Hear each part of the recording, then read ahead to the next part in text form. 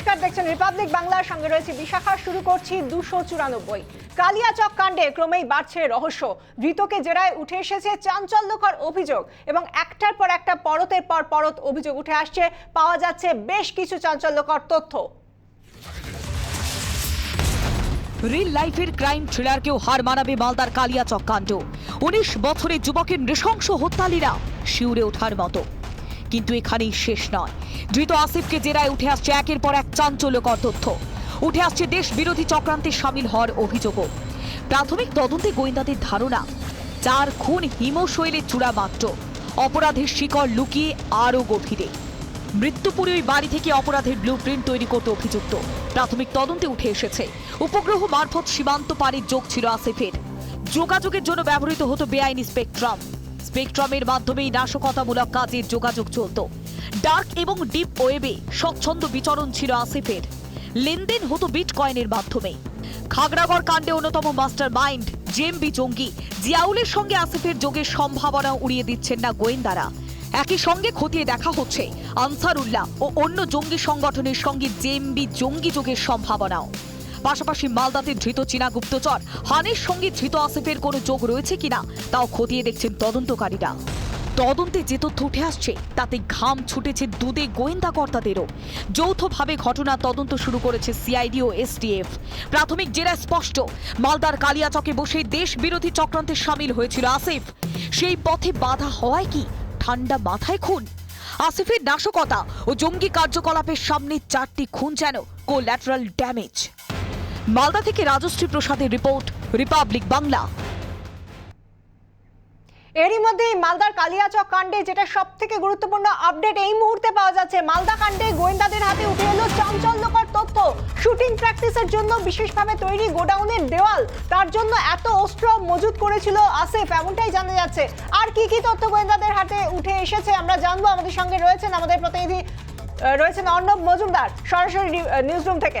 আমরা জানতে চাইবো তার কাছ থেকে এই বিষয়ে কি আপডেট রয়েছে। অর্ণব, একবার দেখো বিষয়টা যে বিষয়গুলোকে জানা যাচ্ছে যে এই যে তদন্ত প্রক্রিয়া যতই এগিয়েছে ততই কিন্তু যে বাড়িটিতে এই ঘটনা ঘটেছে সেই বাড়িটিকে দেখে কিন্তু সন্দেহ হয়েছিল তদন্তকারী আধিকারিকদের। সিআইডি আজকে ঘটনাস্থলে যায়।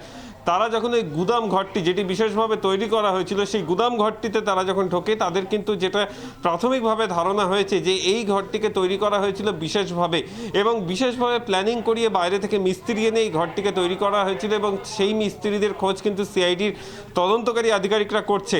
যেটা তদন্তকারী আধিকারিকদের সূত্রে উঠে আসছে যে এই ঘরটিতে আসিফ কিন্তু হয়তো শুটিং রেঞ্জ অর্থাৎ বন্দুক চালানো প্র্যাকটিস করবার জন্য কিন্তু এই ঘরটিকে বিশেষভাবে বানিয়েছিল। কারণ যে পরিমাণের মোটা দেওয়াল, তাতে কিন্তু ভিতরে গুলি চালালে তার আওয়াজ কিন্তু বাইরে যাবে না। একটু ইন্টারভিউ করছি অর্ণব, আমরা যেটা বুঝতে পারছিলাম যে বা যেটা একটা হান্ট ছিল যে কোথাও গিয়ে কি তার কোনো জঙ্গি যোগ রয়েছে। এই যে তার শুটিং প্র্যাকটিস, এটা তো কোনো রকম স্বাভাবিক নিয়মে এটা কারোর হতে পারে না। এটা তো শুধুমাত্র একটা হবি বা একটা শুধুমাত্র শখ হতে পারে না। একবারই দেখো, যদি তার হবি বা শখ হতো তাহলে কিন্তু সে যে বিভিন্ন জায়গায় শুটিং শেখায় সেখানে গিয়ে কিন্তু সে ভর্তি হতে পারতো, বা তার জন্য কিন্তু এই ধরনের ঘরের প্রয়োজন হয় না। মূলত যে ধরনের গাঁথনি রয়েছে এই ঘরটিতে তাতে কিন্তু অত্যন্ত চওড়া গাঁথনি এবং সেই গাঁথনি ভেদ করে যাতে কোনোভাবেই বাইরে আওয়াজ না বেরোতে পারে বা বাইরে যাতে বুলেট বেরোতে না পারে, তার জন্যই এই রকমের গাঁথনি বলে কিন্তু মনে করছেন তদন্তকারী আধিকারিকরা। এবং তাদের যেটা বক্তব্য, হয়তো শুটিং প্র্যাকটিস করাই তার এখানে লক্ষ্য ছিল এবং সেই জন্যই সে আগ্নেয়াস্ত্র মজুত করেছিল। ইতিমধ্যেই যেটা জানা গেছে যে এই আগ্নেয়াস্ত্রগুলো ঝাড়খণ্ড বা বিহার থেকে আনা হয়েছিল এবং এই আগ্নেয়াস্ত্রগুলো অত্যন্ত ইম্প্রোভাইজড আগ্নেয়াস্ত্র।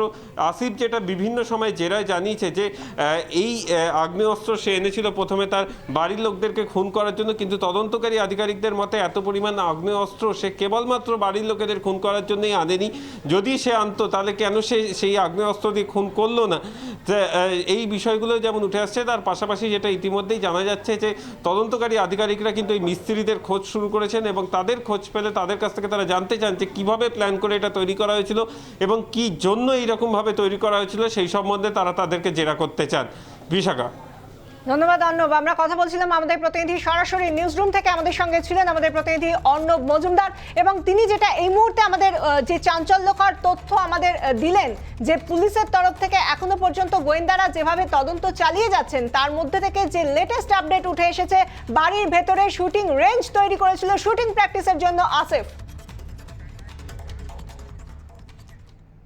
মঙ্গলবার কালিয়াচক কাণ্ডের পুনর্নির্মাণ হতে চলেছে। একই সঙ্গে মৃতদেহগুলির ভিজেরা পরীক্ষাও করবে পুলিশ। অভিযুক্তকে জেরা করে উঠে আসছে একের পর এক চাঞ্চল্যকর তথ্য।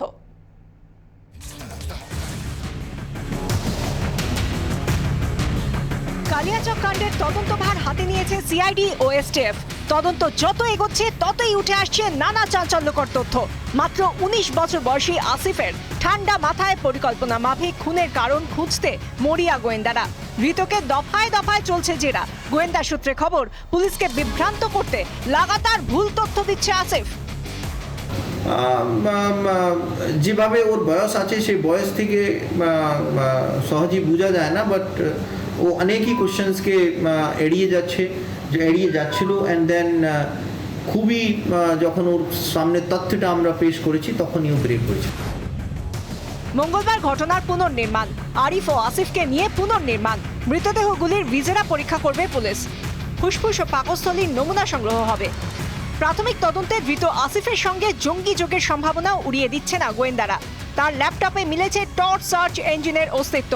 ডার্ক ও ডিপ ওয়েবে অবাধ বিচরণ ছিল আসিফের। লেনদেন চালাতে বিটকয়েন ব্যবহার করত অভিযুক্ত। ওর কাছে যতগুলো ইলেকট্রনিক আইটেমস যে আছে, পার্টিকুলারলি ওর ল্যাপটপ, মোবাইলস, এর সব ফরেন্সিক এক্সামিনেশন যেটা আছে সেটা আমরা করাচ্ছি। উদ্দেশ্য একটাই হচ্ছে कि और जो एक्टिविटीज़ যেটা আছে regarding deep wave activities, dark wave, if possible we are not sure कि वो डार्क वेवे কি অপারেট করতো না করতো, বাট ডেফিনেটলি ওর ল্যাপটপে আগে আমরা যেটা টর সার্চ ইঞ্জিন যেটা ব্যবহার হয় ডিপ ওয়েভকে অ্যাক্সেস করার জন্য সেটা আমরা পেয়েছিলাম। তো আমরা এই অ্যাক্টিভিটিস উপরেও পুরো আমরা ফোকাস রাখছি। এদিকে ধৃতকে জেরা করে এদিন আরো কিছু নতুন তথ্য হাতে পেয়েছেন গোয়েন্দারা। এলাকার মিস্ত্রিরা আসিফের বাড়ি তৈরি করেনি, বাইরে থেকে মিস্ত্রি আনা হয়। কাজ হতো রাতের অন্ধকারে। আসিফের কোনো ব্যাংক অ্যাকাউন্টের হদিশ মেলেনি। সমস্ত লেনদেনই হয়েছে নগদে। বাবাকে চাপ দিয়ে ব্ল্যাকমেল করে টাকা আদায়। অত্যাধুনিক গ্যাজেট কেনার নেশা ছিল আসিফের। নিখুঁত কায়দায় মৃত্যুপুরী ওই বাড়ি থেকে অপারেশনের ব্লুপ্রিন্ট তৈরি করে অভিযুক্ত। এই অপরাধকে নজিরবিহীন হিসেবেই দেখছেন গোয়েন্দা আধিকারিকরা। ভিজেরা রিপোর্টে নতুন কোনো তথ্য উঠে আসে কিনা এখন সেটাই দেখার। মালদা থেকে রাজশ্রী প্রসাদের রিপোর্ট, রিপাবলিক বাংলা। আলাপনকে ফের চিঠি কেন্দ্রের, গ্রাহ্য হলো না শোকজের উত্তর। ফের মেমোরান্ডাম রাজ্যের প্রাক্তন মুখ্য সচিবকে, সার্ভিস রুল উল্লেখ করে শৃঙ্খলা ভঙ্গের অভিযোগ। আলাপন বন্দ্যোপাধ্যায়ের বিরুদ্ধে আরো কড়া কেন্দ্র, ফের চিঠি পাঠালো কেন্দ্র কর্মীবর্গ মন্ত্রক।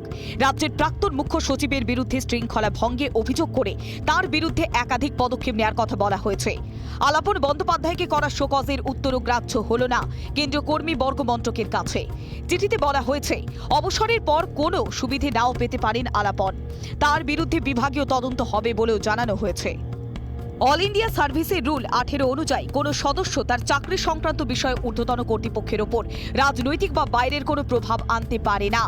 যদি এমনটা হয় তবে ধরে নেওয়া হবে এই বিষয়টি সম্পর্কে তিনি অবগত এবং এটা অল ইন্ডিয়া সার্ভিসেস রুলস 1968-র 18 নম্বর ধারাকে লঙ্ঘন করে।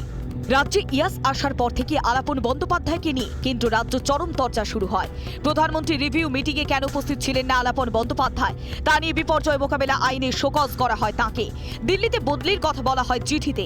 চরম বিরোধিতা করে সেই নির্দেশ প্রত্যাহারের আর্জি জানান খোদ মুখ্যমন্ত্রী। আলাপনকে দিল্লি যেতে দিতে অনুমতি দেয়নি রাজ্য, কিন্তু তাতেও বরফ গলেনি, বরং আরো জটিল হয়েছে আলাপন চর্চা। এই টানাপোড়েনের মাঝে অবসর নেন আলাপন।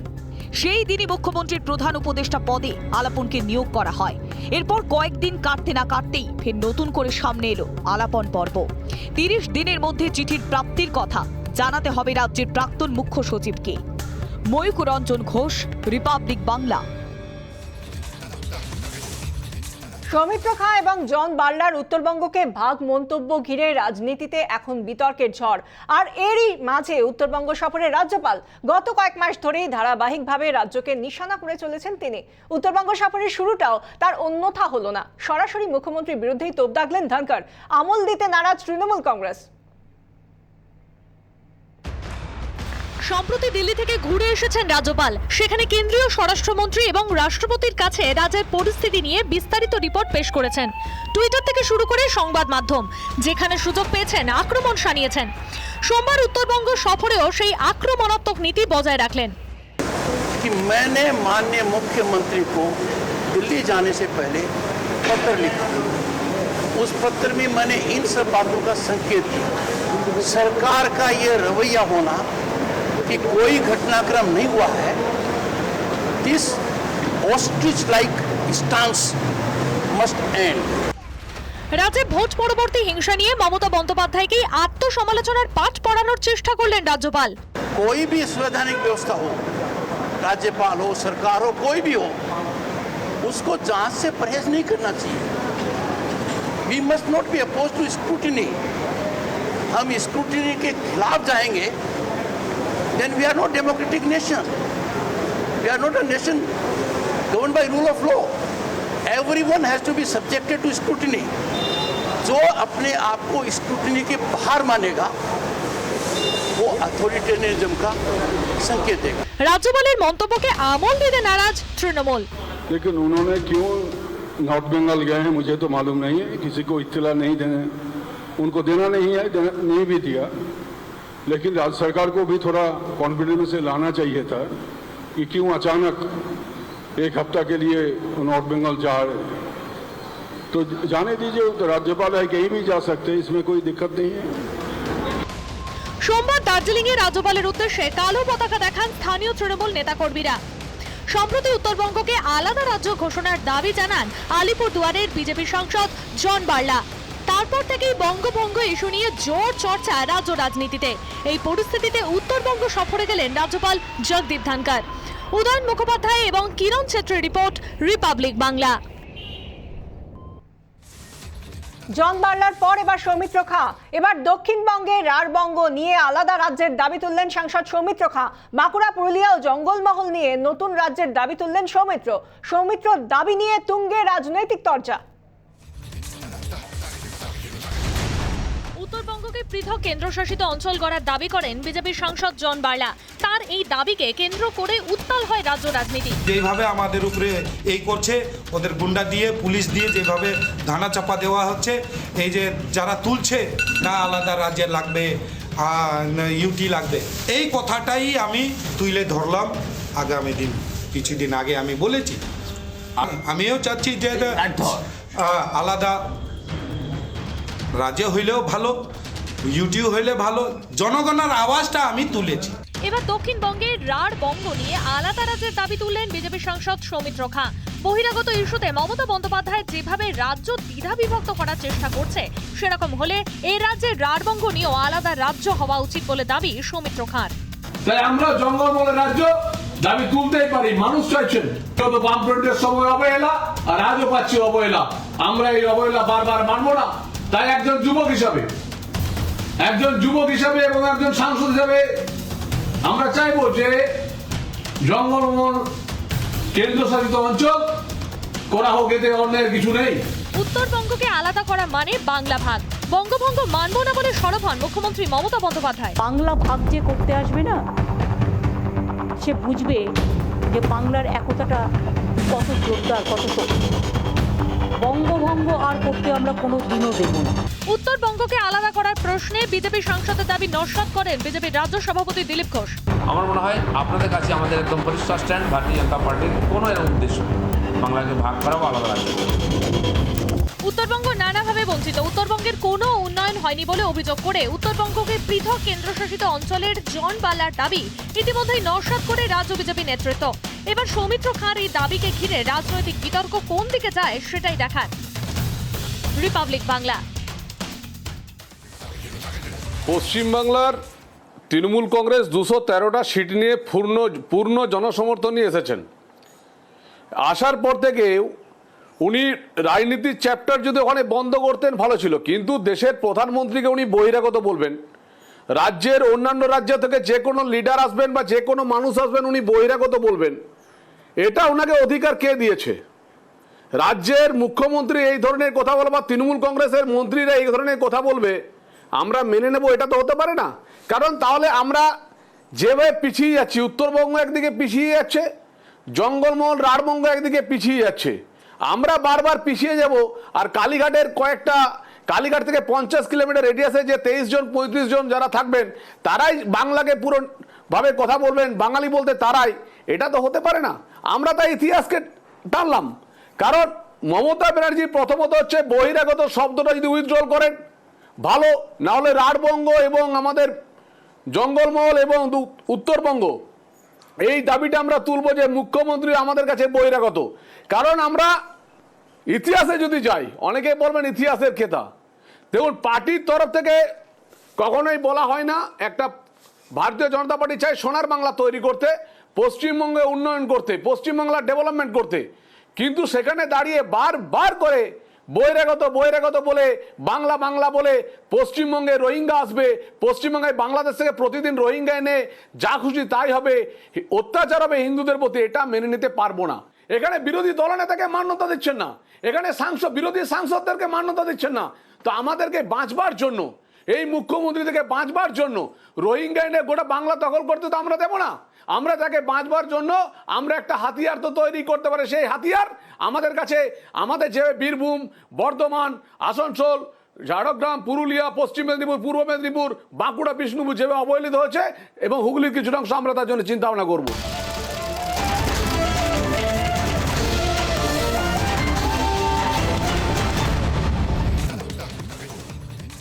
ভোট পরবর্তী হিংসা মামলায় হাইকোর্টে ধাক্কা রাজ্যের তরফে দায়ের করা রায় পুনর্বিবেচনার আর্জি খারিজ করে দিল কলকাতা হাইকোর্ট। বরং 18 তারিখের নির্দেশই বহাল থাকবে বলে সাফ জানিয়ে দেওয়া হয়েছে।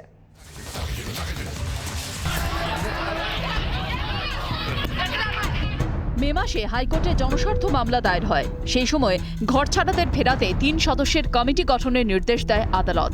জাতীয় ও রাজ্য মানবাধিকার কমিশন, রাজ্যে আইনি পরিষেবা কর্তৃপক্ষের সদস্যদের কমিটিতে রাখা হয়।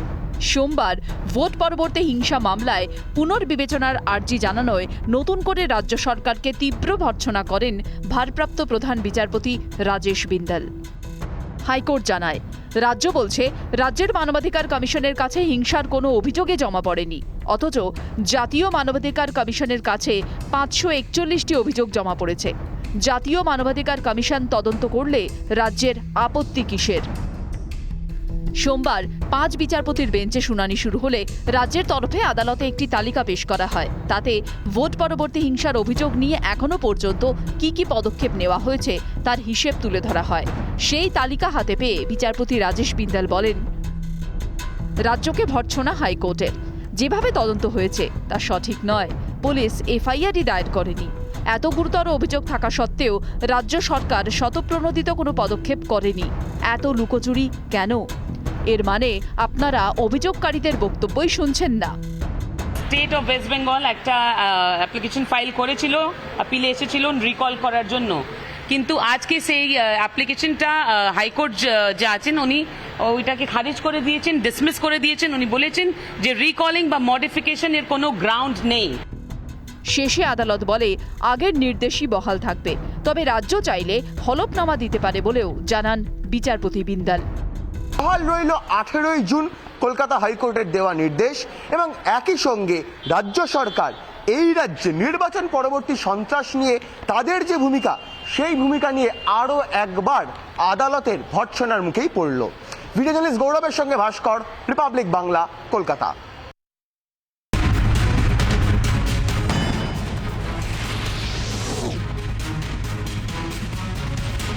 বিজেপি নেতার উপর হামলার অভিযোগ। বর্ধমান দক্ষিণের বিজেপি কনভেনার কল্লোল নন্দনকে হামলার অভিযোগ। কাঠগড়ায় তৃণমূল কংগ্রেস। ঘটনায় পুলিশকে লিখিত অভিযোগ দায়ের করা হয়েছে। নার্সের ঝুলন্ত দেহ উদ্ধার ঘিরে চাঞ্চল্য। মেয়েকে খুন করা হয়েছে দাবি পরিবারের তরফ থেকে। ঝাড়গ্রামের ঘোড়াধরা এলাকায় এক বেসরকারি হাসপাতালে কর্মরত ছিলেন নার্স। ঘটনার তদন্তে পুলিশ। তৃণমূলের রাজ্য সাংগঠনিক কার্যকরী সম্পাদক হলেন অশোকনগর বিধানসভার প্রাক্তন বিধায়ক ধীমান রায়। আগেই 3 জনের নাম ঘোষণা করা হয়। এদিন তৃণমূলের পক্ষ থেকে নবনিযুক্ত রাজ্য সাংগঠনিক কার্যকরী সম্পাদক করা হয় ধীমান রায়কে। জন বার্লার কুশপুতুল দাহ, আলিপুরদুয়ারের জয়গা বাস স্ট্যান্ড কুশপুতুল দাহ করল তৃণমূল কংগ্রেস। এদিন বঙ্গভঙ্গের বিরুদ্ধে কুশপুতুল দাহ করেন তৃণমূল সমর্থকরা। ঘরের দাবিতে বিডিওর ঘরের সামনে বিক্ষোভ আদিবাসী মহিলাদের। পান্ডুয়ার বিডিও স্বাতী চক্রবর্তীর অফিসের সামনে বসে বিক্ষোভ দেখান তারা। তাদের অভিযোগ, দীর্ঘদিন ধরে মাটির বাড়িতে বসবাস করেন, বহুবার সরকারি সাহায্যের আশা করলেও তাদেরকে সেই সুবিধা দেওয়া হয়নি। বিজেপি করার অপরাধে সরকারি সাহায্য না মেলার অভিযোগ। সরকারি সাহায্যে রাজনীতির অভিযোগ তুলে শাসক দলের বিরুদ্ধে ক্ষোভ উগরে দিল গ্রামবাসীরা। দক্ষিণ 24 পরগনার পাথর প্রতিমার কুয়েমুড়ি গ্রামের ঘটনা। ত্রাণবিলিকে কেন্দ্র করে কোচবিহারের রাজনৈতিক সংঘর্ষ। মাথাভাঙায় তৃণমূল কংগ্রেসের ত্রাণবিলিকে কেন্দ্র করে শাসক দল ও বিজেপির মধ্যে সংঘর্ষ বাধে। উত্তেজনা ছড়ায় মাথাভাঙা 1 নম্বর ব্লকের আলংমারি এলাকায়।